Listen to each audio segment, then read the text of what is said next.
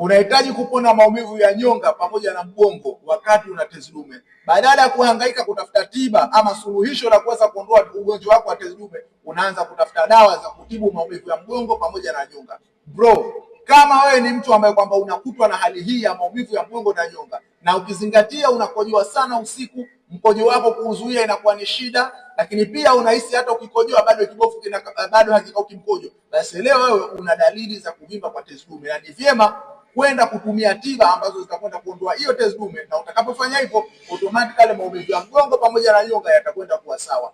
Hakikisha unaondoa chanzo cha tatizo lako, ambapo hiyo kuvimba kwa tezi dume, ndipo uweze kupata matokeo mazuri, kuanzia kukojoa nyumbani, kwenye tendo la ndoa, lakini pia kwenye maumivu ya mgongo na nyonga yaweze kuondoka. By the way, nimekuwa nikisaidia wanaume wengi sana ambao wana changamoto hizi za kuvimba kwa tezi dume pamoja na uzazi in general. Ikiwa unahitaji msaada, unaweza kuchukua namba yangu katika bio nikakupa mwongozo wa lishe ambao unaweza kusaidia kuweza kuondokana na changamoto yako. Ondoa chanzo, kutibu tatizo lako.